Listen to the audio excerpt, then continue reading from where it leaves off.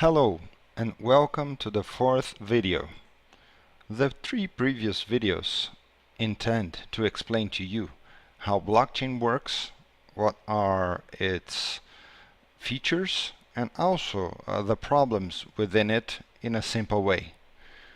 They do not explain exactly how it is, but they are a tool to teach you and to educate you on how these things happen. This fourth video is the most challenging for me because on it I will try to explain the idea of the InterlockLedger. It's the software protocol or language that we developed, that the idea is to bring the benefits that blockchain could bring, but without the hurdles, the problems, restrictions, and so forth. So we'll start in the spreadsheet the same way we started on the previous ones. So we have 5 users identified by codes. So here, to make it easier, we have Alice, Bob, Charles, Daniel, and Eva. The character exchanging, that's because this will be a code that will not identify the user itself. And then the idea here is, the first thing that's really different is that each person has its own ledger. And usually on the first record you have identification of the purpose or of the owner of the record. So on Alice's record you have her identification, and so forth for the other users. Once you have this information, and there's no previous information because this is the first record, you have a hash that's calculated basically with the information provided here and previously. Okay? So the first thing that we are quite different is we don't have a unique ledger for everybody. Actually, each person has its own ledger, and only the person that has the ledger is able to add records to it. This means that one record can grow more than another, and you're not obliged to have the same information on all of them. But you can share information among the users that should have a certain information. So getting on the practical side, let's take a look here. So I'll open up some lines, and I have this example here. So let's say that Alice has a house and she wants to rent it. Charles wants to rent it. And if Charles by any chance is not able to pay, Eva will have to pay. So she will stand for Charles, at least for payment of the rental of the house. Okay? So this information, of course, is interesting to Charles. And if these three were making a contract, probably it would be signed 3 ways, and each one of them would have a copy. Besides of the copy, the contract would have to be signed by all the 3. Let's say that they agree with that. So how can we do that using the InterlockLedger? So it's quite simple. Charles will add this information on his record, and he declares all this information here. Once he does that, and he's the only one that can do that because he's the only one that have the digital certificates to do that, you generate a hash of the information that it has the hash of the previous record, also summed up with the information on this record, on the second record of Charles, and then you have this number.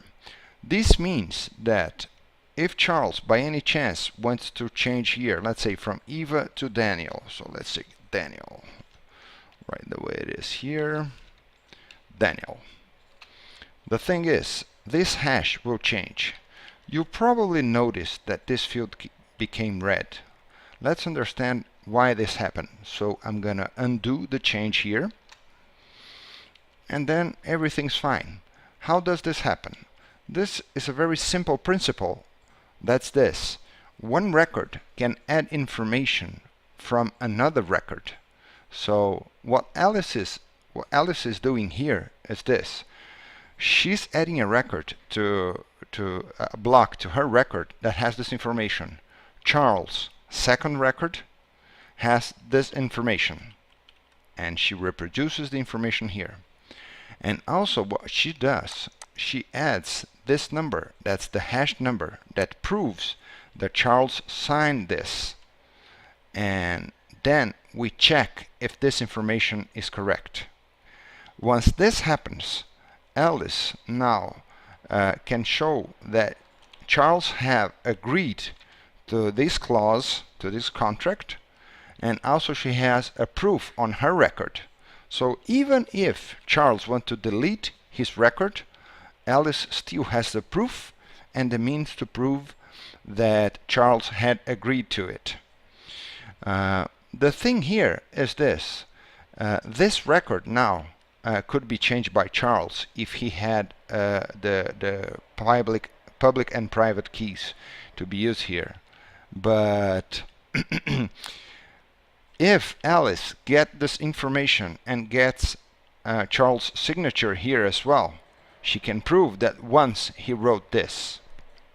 So once you start doing this kind of thing, you start creating interlocking relations between the participants of the network. So Eva will have to participate on that. So let's say she's going to say Charles has on the second record, what kind of information he has. The only thing she has to add is the hash number, that's the signature that he did on this right here. So I'm just typing it here, 5C1044B3. Okay? What we have here is the verification if the code complies with what we are expecting, and if it does, it becomes in this color. But once Eva adds this information, the hash will have to be calculated. So Eva has the calculation for it. Now what we can do is this. Charles wants to prove that Alice was aware of the terms of the contract, and also Eva. So Charles could do something like this. So I can say that Alice, the second record, it had information 22A40284, and also the contents that I'm not copying here right now. Here I just have to copy the formula that makes the verification. And this is it. So now Charles not only has the contract, but also has the proof that Alice had all the evidence that backed his contract and her participation in this deal.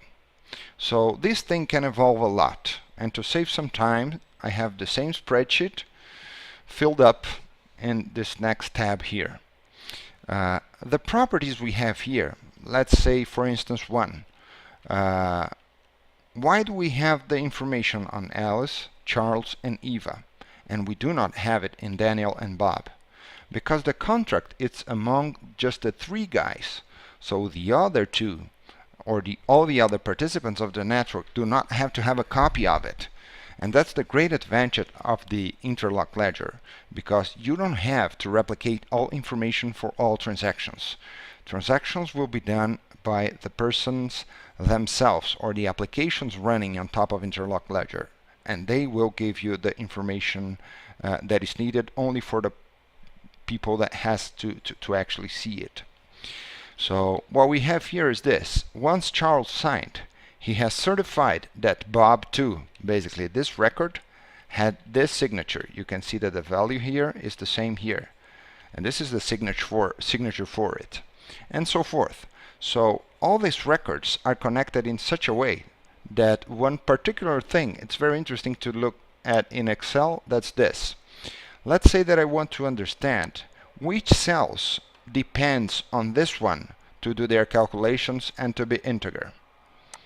So you can see this, then you can see this, then you can see that. So it's a complete entanglement between all the contents of the records, making immutability a feature calculated on top of hashes without the need of mining and a lot of power consumption, and even replicating all the information. Likewise, you can do something different, but it's as intriguing as it is. So which cells precedes this one? So which were the cells that were used to build this one? So you come here, here, and here, and you have basically all the ecosystem dependent and precedent of itself. If it had a huge reflexive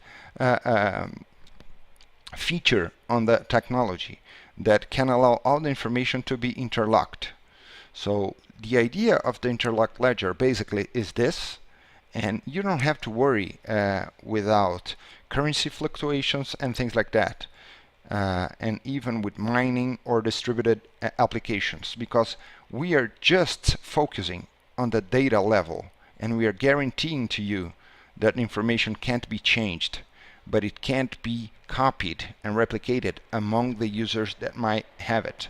So we like to say that the interlocked ledger, it has the security is completely public, but the contents will be ultimately private. So it's not a permissioned, it's not a public, it's actually both, without the hurdles and all the problems that might arise from distributed, especially processing. In the interlocked ledger, the processing will be done by the application itself. It's not by the interlocked ledger. And this makes a big difference, and this gives full flexibility, and it doesn't have any constraints in time of processing, because we're just worried about how information is organized and written. I hope that this helped you somehow to understand. It's just an approximation of the real model, and feel free to comment and to add more information to it. Thank you.